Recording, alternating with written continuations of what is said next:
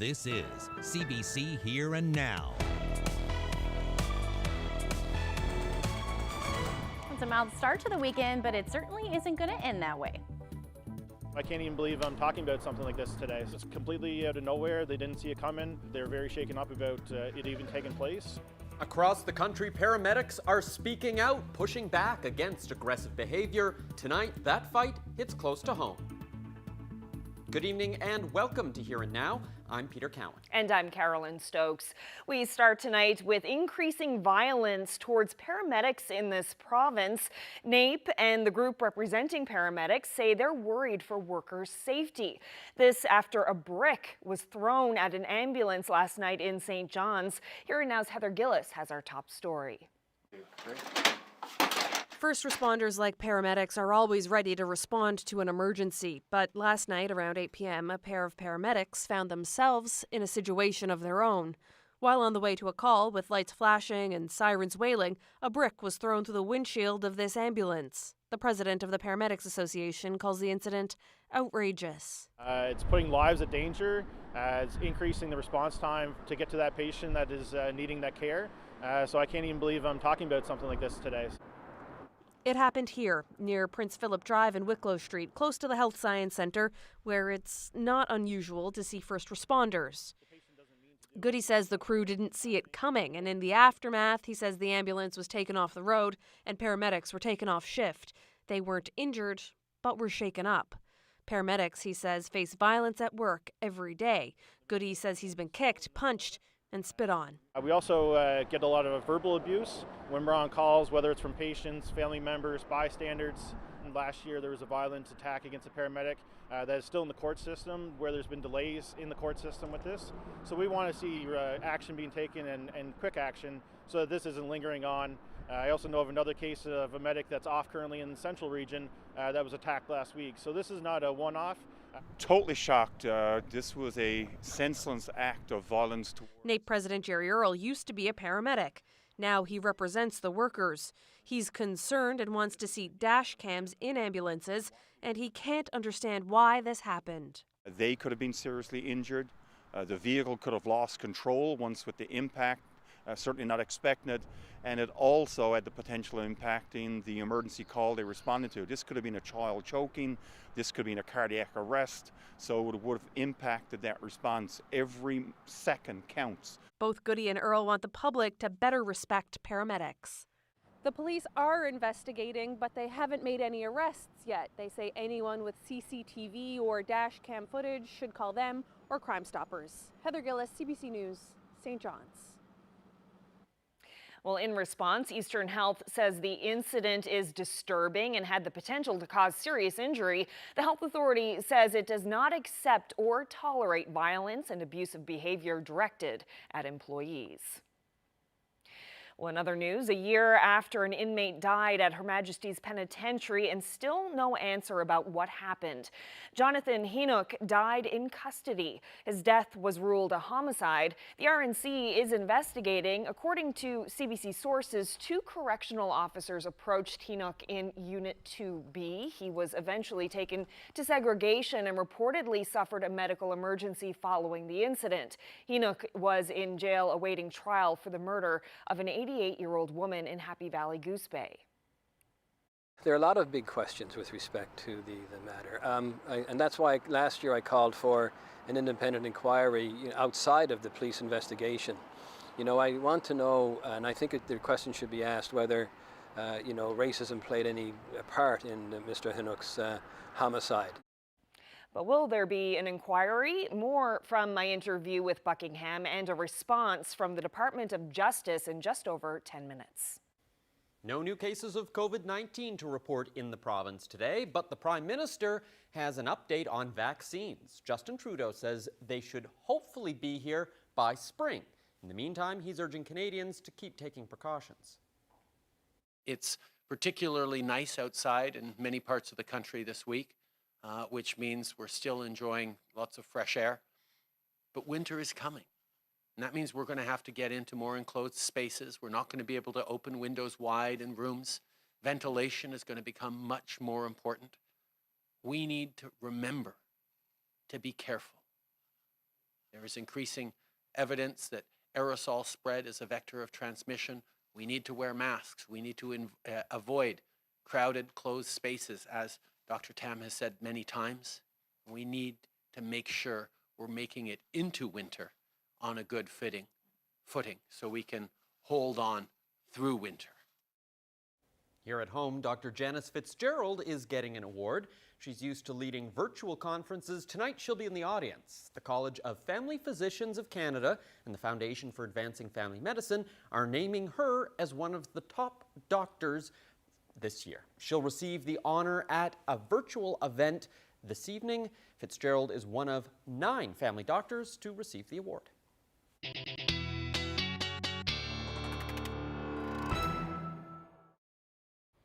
Much different story as far as temperatures go today. Take a look at the numbers across the board. 11 degrees was the afternoon high so far in St. John's, 12 in Corner Brook, but we do have those mild temperatures still in Happy Valley, Goose Bay as well, 5 degrees.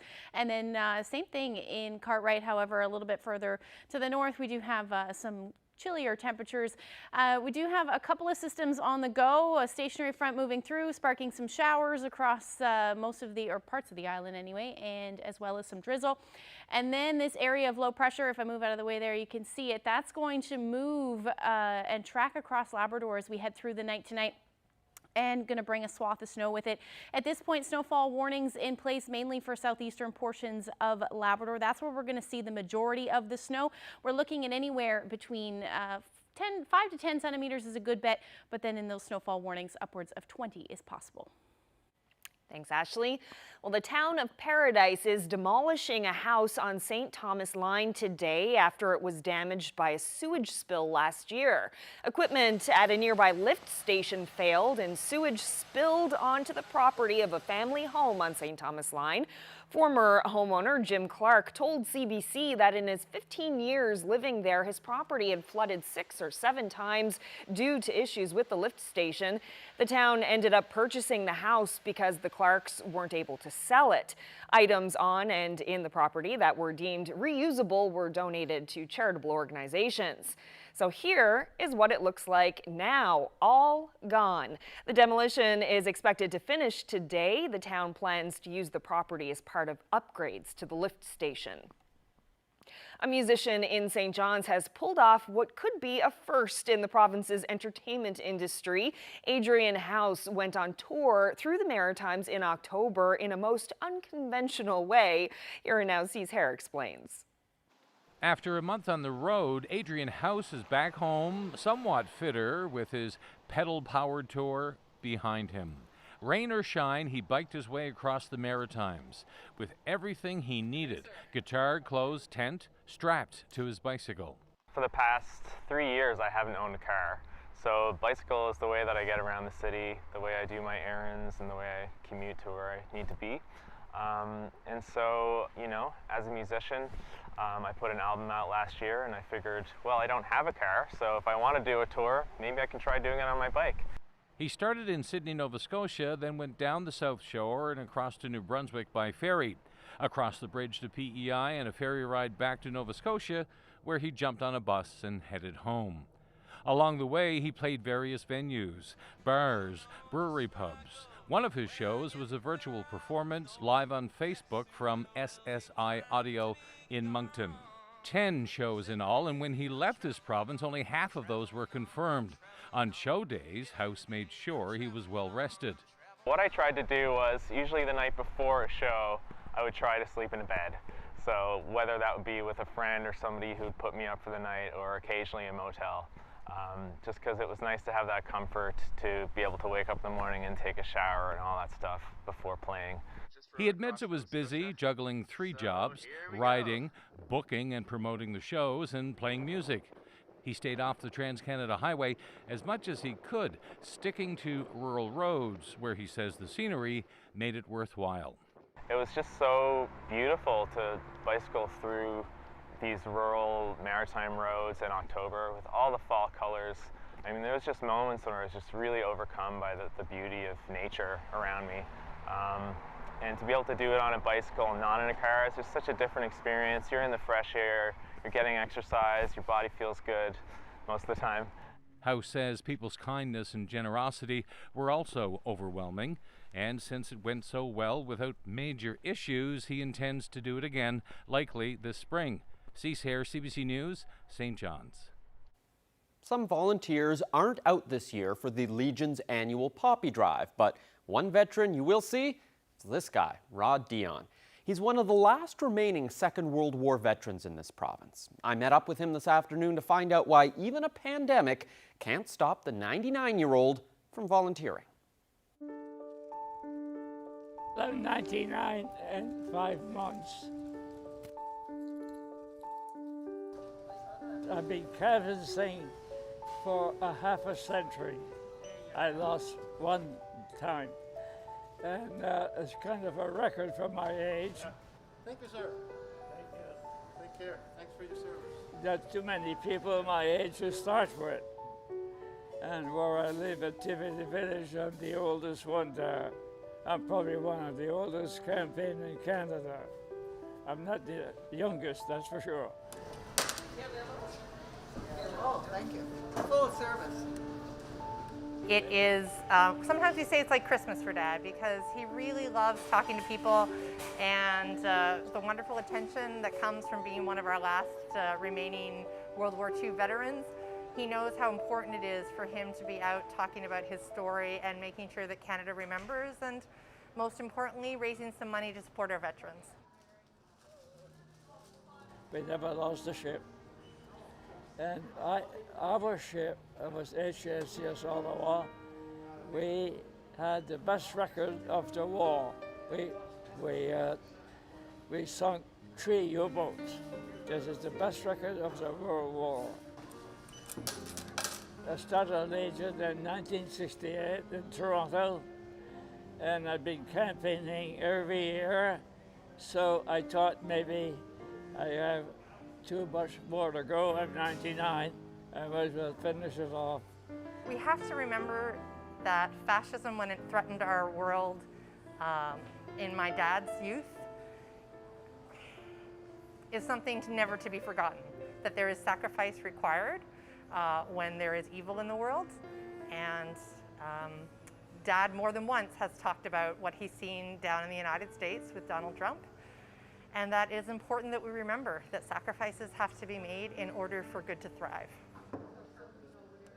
As a family, we're so blessed and so proud of him, and we're so happy that he is able to do this. Right here in St. John's is pretty safe. If I was in Toronto, maybe I would doubt it. But here, I think I'm pretty safe. This is why I'm still campaigning. Dad has gotten to 99 looking like this, so there's really not much that can keep him down. Well, as we head through the weekend, this area of low pressure is going to move through, bring some snow for Labrador, and then this cold front, that means temperatures are going to drop. I'll have all those details coming up.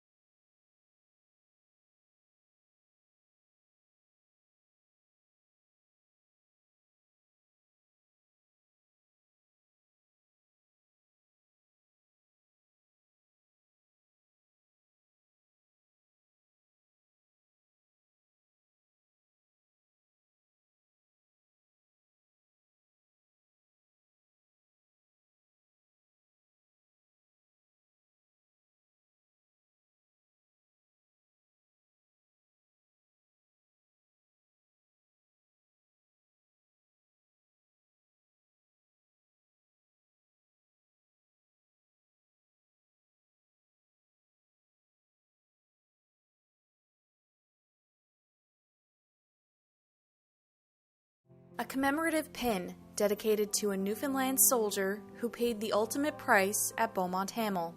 Each pin has been made from the artillery shells from the battlefields of France. A UK man is looking to send the piece of family history home. I thought it would be so fantastic if we could actually find the family of this soldier. A heartwarming story reaching across the Atlantic. Hi, I'm Michael Jackman. I'm the nephew of Private Michael Jackman, number 733. Tune in for this special Remembrance Day story, Tuesday on Here and Now. Wednesday, November the 11th this year, a very different kind of Remembrance Day. The big crowds we've seen in recent years not permitted because of COVID-19. CBC Newfoundland and Labrador brings you live coverage on Wednesday, November the 11th at 10:50, that's 10:20 in most parts of Labrador on CBC Radio 1.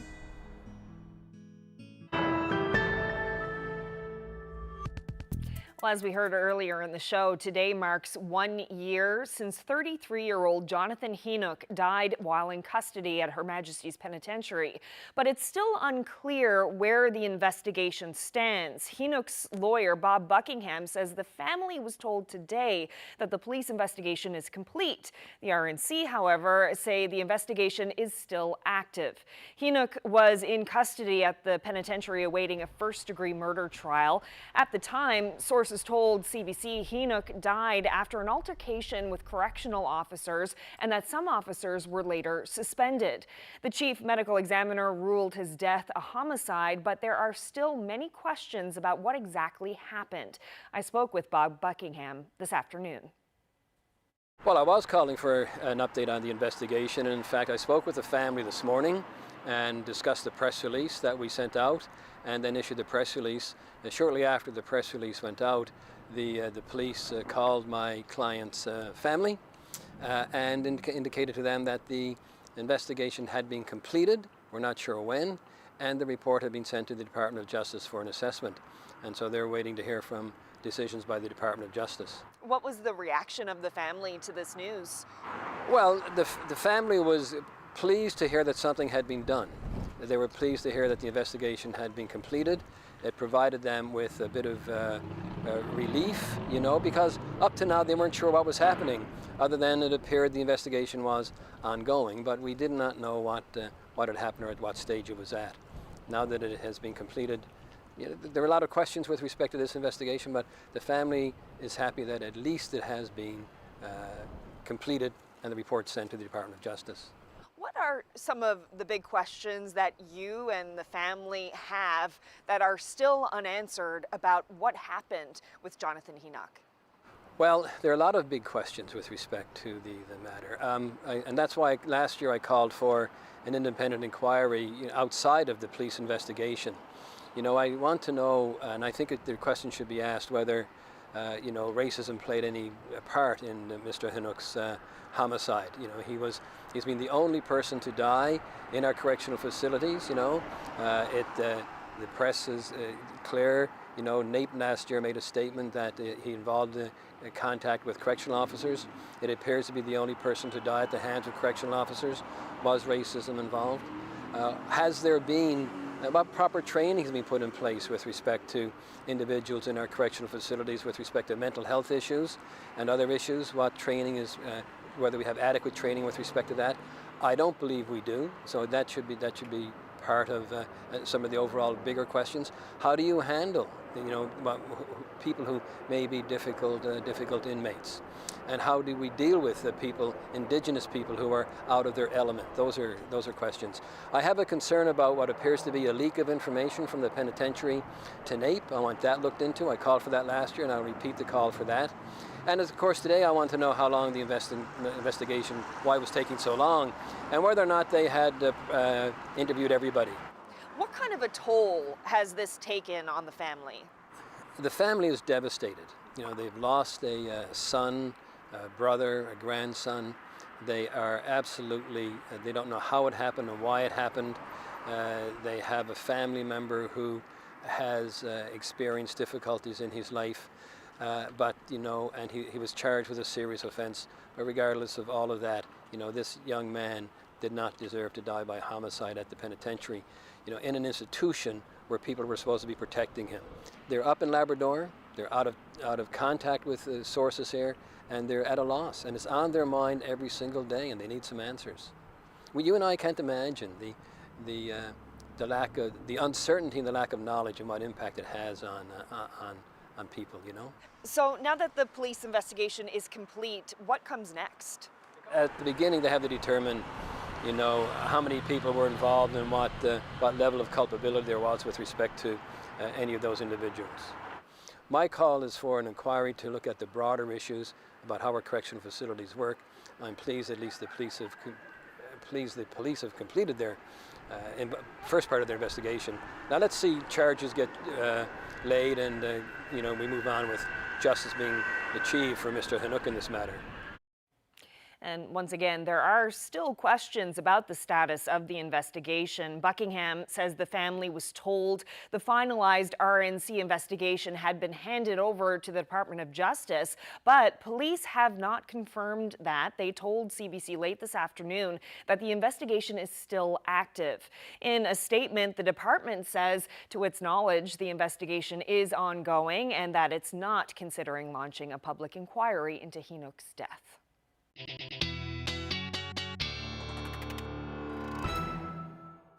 All right, Ashley is here with a look at the weather forecast. It is Friday. Yes. How is the weekend looking? Today was quite nice. It was windy, but it was fairly warm. Yeah, those nice warm temperatures made an appearance today. Certainly a very different story from what we were seeing yesterday. Let's take a look at those highs.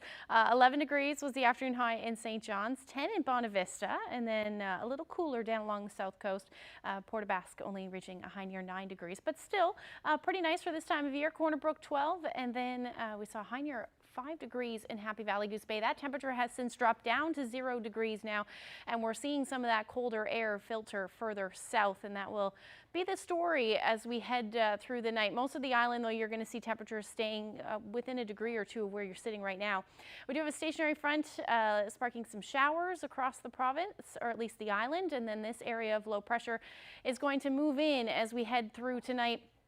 And that's going to bring the potential for some snow through most of Labrador. You can see some of that cooler air sinking further south now in behind that front. And then this cold front is going to change things quite dramatically as we head through tomorrow. So as far as tonight goes, though, just looking at mainly cloudy skies for the island and also the potential for some drizzle or showers. And there's that low moving through. So it's going to bring some snow just scraping Happy Valley Goose Bay, and then it's going to head towards the coast into the early morning hours. Right along the strait, though, you're still in that warm air. So that should fall as rain, and then some more rain will move towards the west as well, and the northern peninsula. It could be heavy at times as we head into the early morning hours. As far as that snow goes, it does look like anywhere from a trace to 5 centimeters in the west. As you head a little bit further east, Happy Valley Goose Bay could see anywhere from 5 to 10 centimeters. And the most at this point looks like it'll be around Mary's Harbor. You could see anywhere from 15 to 20 centimeters of snow, and this will fall tonight and then through the first half of tomorrow. Here's where your temperature should be sitting.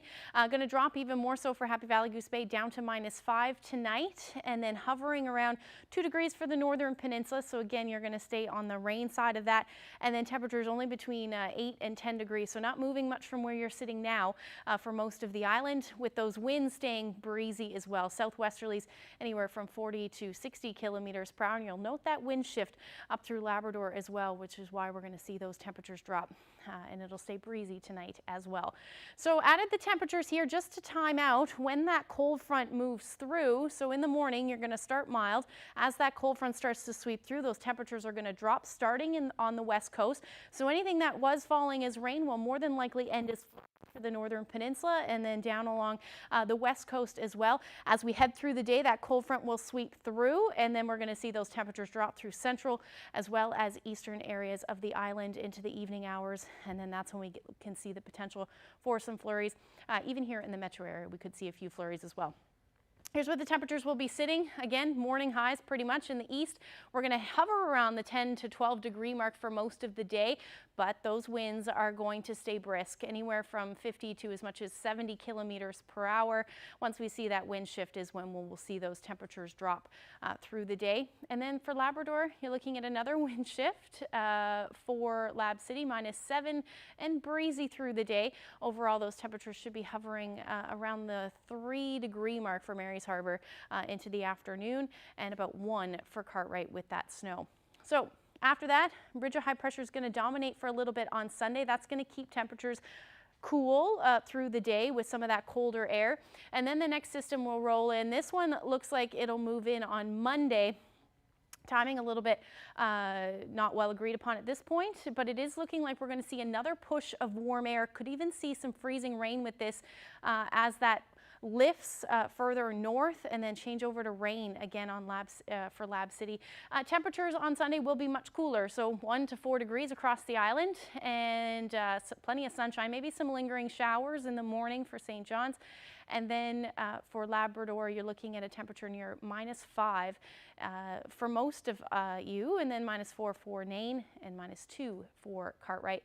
And then into Monday, there's that push, just milder air at this point moving in. So 4 to 7 degrees across across Newfoundland.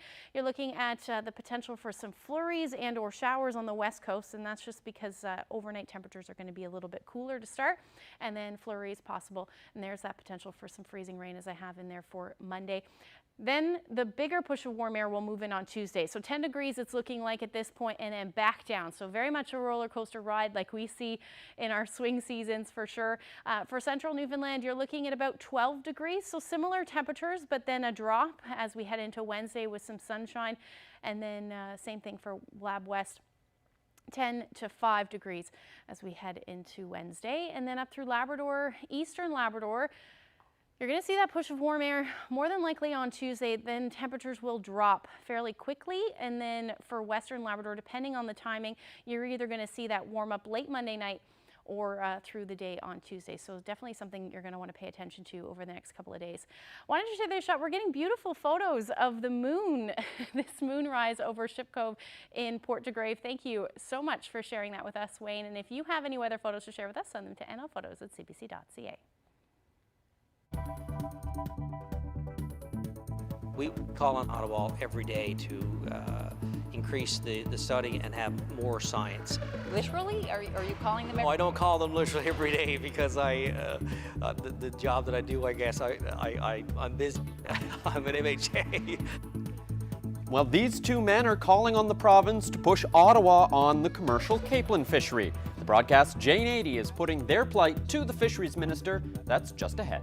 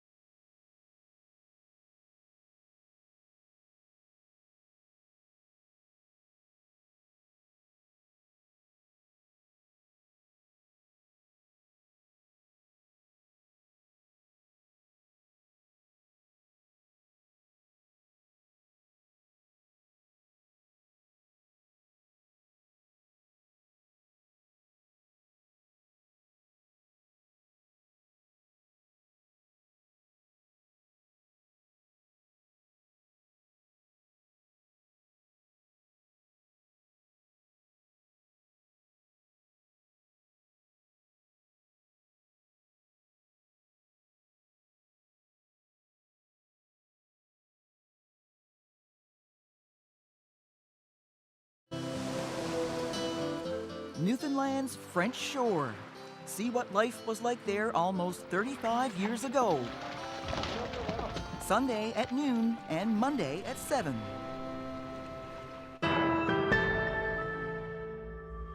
Welcome back. The province says there's not enough science to back up the closure of the commercial Capelin fishery, and ultimately the final call comes from Ottawa. Earlier this week, Jane Adey, host of the broadcast on CBC Radio, brought you a story about struggling cod stocks and how for decades nothing has improved. Wildlife conservationist Shane Mahoney and seabird biologist Bill Montevecchi have been beating this drum for decades, preaching the importance of capelin. The species is critical to the entire food chain, and the science backs that up. The pair now want the province to put pressure on the federal government to seriously consider closing the capelin fishery. Our Jane Adey put that to the provincial fisheries minister. The conversation that we have it often, around any resource, not just capelin. We see other resources too that are of concern in terms of the numbers, and capelin no different. But going back to I guess the decision will be made on sound scientific advice, and we encourage Ottawa to do more around the responsibility of DFO around the science. When you talk about sound scientific advice, are you talking about science coming from the Department of Fisheries and Oceans? Correct. And I mean, they're doing science studies. Do we want them to do more? Yes. We always encourage them to do more around the capelin resource or any resource. And when we do that, we have good information and we make good sound decisions based on that information. Because I've done interviews with DFO scientists who are directly responsible for the capelin resource, who have said that they don't have a good picture of the size of the capelin stock. They aren't able to do the same evaluations that they do in Iceland and Norway, for example. So they don't really have a true picture of the size of the capelin stock. Does that alarm you as the Minister of Fisheries? Not alarm me, I guess.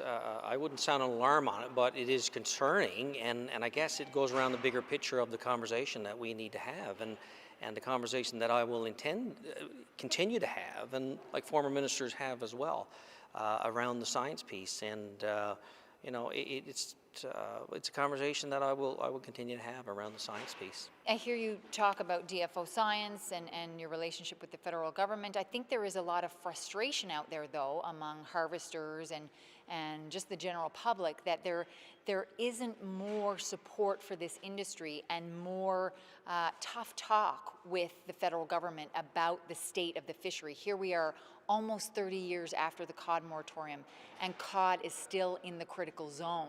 So you say that, yes, you will be continuing those conversations, but can the public count on you to have a very pointed conversation with the federal government about the state of capelin?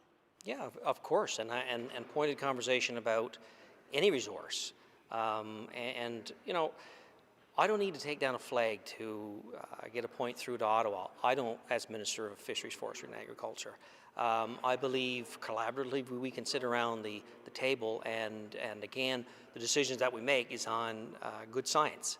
But I understand, I guess, frustration in terms of harvesters. I got them in my own district, and they want us to do more, but I don't believe taking down a flag or slamming my fist on a table will get results. It's been tried before. I prefer a collaborative approach, and I believe that through good conversations with Ottawa and pressing Ottawa, the federal minister and the department there, and good science, when we got good information, then we can make good sound decisions. But good science is what Montevecchi and Mahoney and even DFO scientists themselves have told me is not happening. The science that we have on capelin is not enough to determine the health of the stock. So the fact that there is not good science, I guess, wouldn't that prompt you to be more aggressive in your approach? Well, we have to be more direct. We have to be more direct, and this is what those two people that are referenced, Montevecchi and Mahoney, are saying, that it needs to be more direct in terms of the goal here. So, And I encourage Ottawa, and I will encourage Ottawa to listen to these people who have been around a long time. And I certainly value their comments around this, and will be encouraging and stressing upon Ottawa around that direction and advice from those two credible individuals.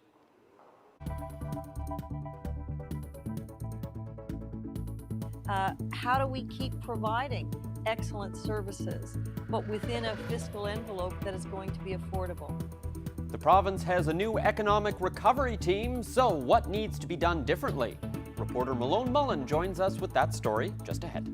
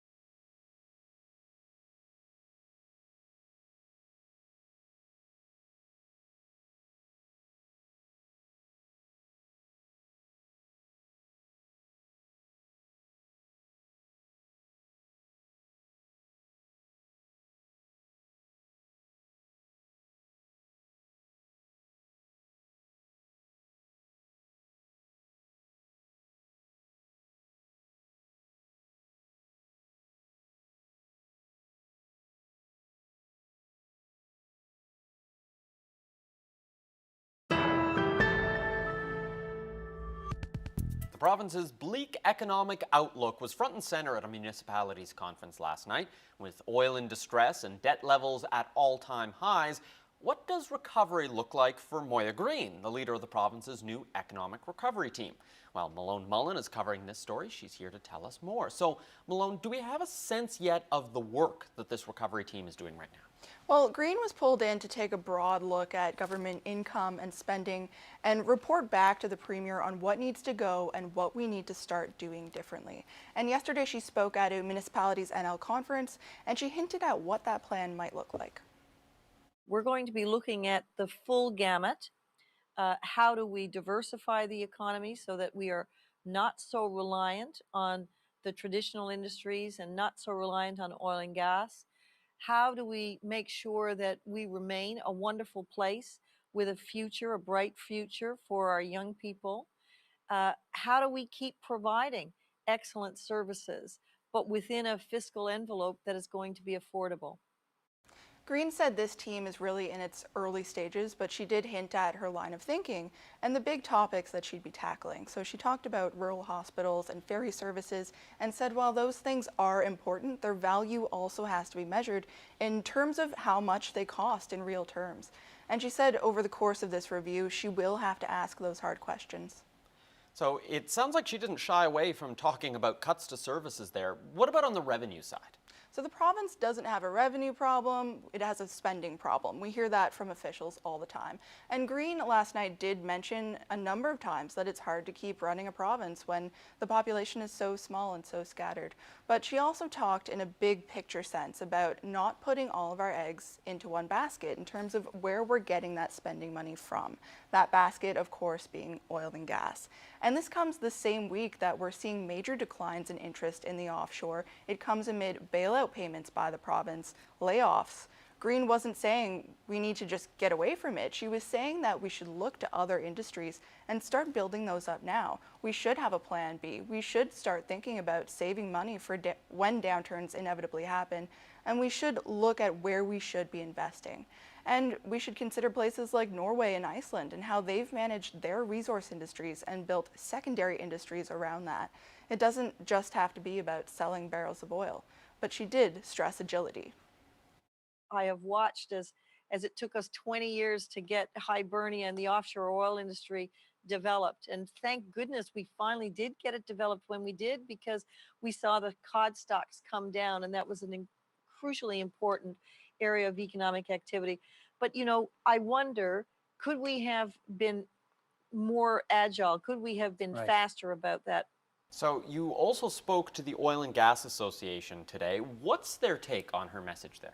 So I asked NOIA CEO Charlene Johnson if words like diversification and pivoting were scary words to them. And in a word, the answer was no. Diversify away from 30% of your GDP quickly. So I think it's all industries working together and collaborating. And we do a lot of collaboration right now with NADI, the Technology Association, NIA, the Environmental Association. And much of that work focuses on lowering greenhouse gases and energy in the future. So, you know, I see it as oil and gas being the building block so that all energy, all sectors, all industries in this province are booming together. Now, both Johnson and Green said diversification within oil and gas and related to oil and gas are possible. It's something Green even said is a strength in this province. It's something we do well here. And so Green emphasized that in order to get back into the black, this province needs to pull on and support that type of creative thinking in the years ahead. Malone, interesting stuff. Thanks for joining me. Thank you.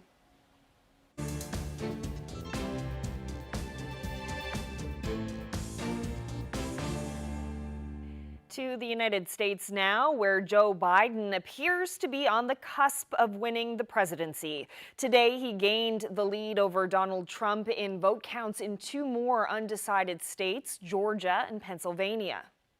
Pretty soon, the hyphen will be gone from Vice President to President-elect Joe Biden. It's a happy day for our country. Biden is now leading in 4 of the 5 key undecided states. They're seen here in light blue. Winning Pennsylvania alone would give him more than the 270 Electoral College votes needed to win. Biden supporters are already celebrating outside the election counting center in Philadelphia, and there are reports Biden and his running mate Kamala Harris are planning to address the nation during prime time tonight. But the vote counting is still not over in the undecided states, and Donald Trump and his supporters are showing no signs of giving up. He's been leveling unsubstantiated accusations of corruption and fraud. Multiple lawsuits are also underway, but election officials across the country insist there is no evidence of widespread wrongdoing. Well, Joe Biden may have taken the lead in Georgia today, but only by a very slim margin. Results are so close in the state, officials have confirmed there will be a recount. The CBC's Katie Simpson is in Georgia with the details. It's likely going to be days before a winner is officially declared here in the state of Georgia. And that's because the race is so close that the Secretary of State, the person overseeing the election process, has declared that there will be a recount. Now, Donald Trump had been leading here until about 4 o'clock in the morning. Absentee ballots that had been outstanding, as they were counted, Joe Biden continued to increase in his support and eventually overtook Donald Trump. The Trump campaign has complained about widespread voter fraud. However, state officials say there's no evidence of that. When you have a narrow margin, little small things can make a difference. So everything's going to have to be investigated to protect the integrity of the vote. Our office intends to do that. And like I said, if you get a wide margin, it doesn't matter as much. Narrow margin, it does. We are literally looking at a margin of less than, a large high school. So we understand that in this state, the county officials are aware of that, our investigators are aware of that. So it's an important thing to protect the integrity of this election from all sides. If Joe Biden is able to hold on and win Georgia and flip this state from red to blue, there are a couple of reasons why. Stacey Abrams is one. In 2018, she ran as the Democratic candidate for governor, and even though she lost that race, her race brought a lot of attention to issues around voter suppression. And she's worked with a number of organizations to eliminate some of those challenges and get more people registered to vote, helping increase the turnout for Democrats. Another is here in Clayton County. Representative John Lewis, the late civil rights icon, voters in this community turned out in big numbers for Joe Biden, helping push him ahead into the lead today. Katie Simpson, CBC News, Morrow, Georgia. Well, here at home, the Prime Minister was asked to comment on the tight presidential race south of the border today. Speaking in Ottawa, Justin Trudeau said he's monitoring the U.S. election results carefully. It is extremely important in electoral processes around the world that they be able to unfold in an appropriate way without foreign interventions or interference with the elections. We always think about the concern about hostile actors interfering or intervening in electoral processes, but even friends can have an influence on public discourse around internal processes that are key to defending democratic institutions, and that's why we're going to remain very cautious about making any pronouncements in regards to the electoral processes in the United States until the outcome is sufficiently clear.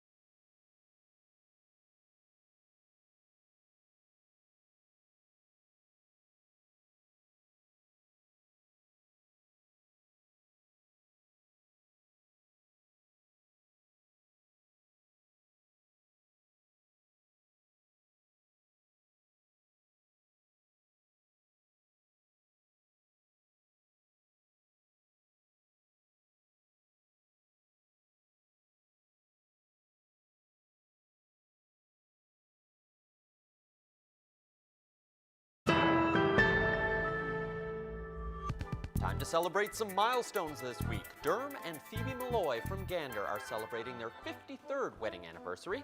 Happy 51st wedding anniversary to Evelyn and Lynn Late of Deer Lake. Happy anniversary to Walter and Diane Follett. They're celebrating their 55th anniversary.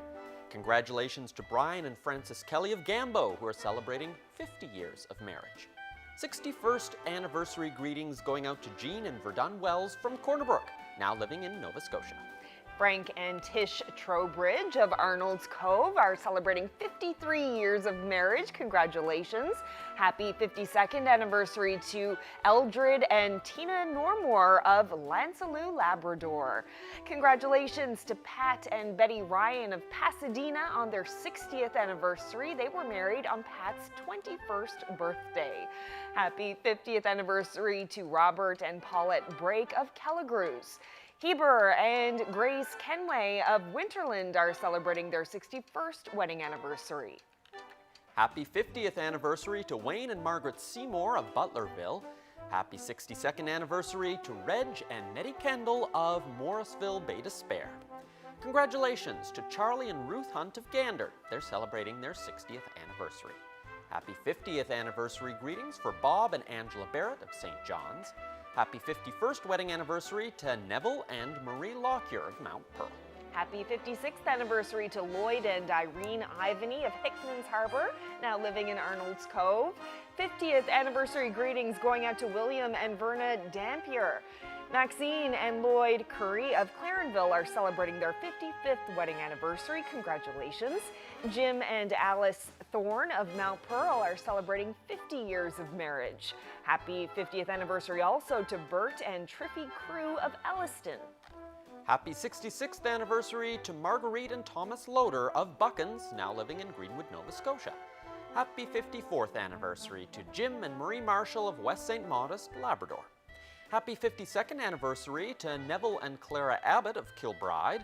And now to some birthdays. Happy belated birthday to Dorothy Taylor French of Cupids, now living in Whitby, Ontario. She turned 93 on October 21st. Happy 91st birthday to Ben Rousel from Corner Brook.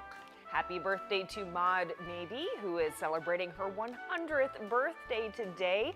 Maud was born in Princeton, Bonavista Bay, and has lived in Mount Pearl for over 60 years. Happy birthday to Frances Sweetland of Bonavista, who is celebrating her 90th birthday. Happy birthday to Teresa Wall. She's turning 92. Happy 91st birthday to Peggy King of Deer Lake.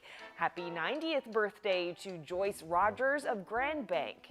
Happy 96th birthday to Jessie Caines of Cowhead, now living in Bond Bay. 93rd birthday greetings to Louise White of Stephenville Crossing. Happy 92nd birthday to Alvina Eddy of Heart's Delight, Islington. Birthday greetings going out to Russell Avery of Deep Bite, now living in Clarenville. Happy 92nd birthday to Lorraine Coleman of Corner Brook. Happy 96th birthday to Hilda Warren of Port aux Basques. Birthday greetings going out to Albert Dober from Marystown on his 90th birthday. Happy birthday to Rex Headland of Little Burt Bay. Audrey Sparks of Bay Roberts is celebrating her 91st birthday. Happy 98th birthday to Jabez Johnson of Little Catalina. Happy 93rd birthday to Susie Way of Musgrave Harbor, now living in Gander. Happy 96th birthday to Bennett Brown of Mount Pearl. Happy birthday to Vivian Wicks, who is turning 90. And finally, birthday greetings going out to Edna Coles, who's celebrating her 92nd birthday. Another fine crowd. Congratulations once again. Well, Peter, here's one way to celebrate if you're in Singapore. Yeah, it's a sort of counterintuitive getaway. People are boarding a cruise ship on a 3-day, 2-night trip to nowhere. Yeah, when the pandemic began, hundreds were stranded aboard cruise ships around the world. Now, extra precautions have been put in place for shorter, safer seacation holidays. The ships will operate at only half capacity, and each traveler has to take a swab test hours before boarding. Yeah, there's no self-service buffets anymore. No. That's not a thing. And distancing is required. Should an infection occur, the ship will return to port within 6 hours. The company plans 23 voyages like this coming up this month and next. Interesting. Ashley, are we going to be having much weather that's cruise-worthy? Depends. I mean, we're going to start off the day fairly warm tomorrow. We're looking at temperatures around, 6 to 7 degrees to start, and then eventually those temperatures are going to drop starting from west, moving through to the east into the afternoon as a cold front sweeps. So you're going to note temperatures, winds are going to be quite strong, 50 to 70 kilometer per hour winds expected through the day. And then as we head into Sunday, that's when we're really going to see those temperatures drop. So back down to the single digits with the potential for some lingering showers in the morning for St. John's. So we'll enjoy those double digits in the east tomorrow. That's right. We certainly will. Yeah, we'll take it while we can. Happy Friday, everyone. Have a great weekend. Good night. Good night.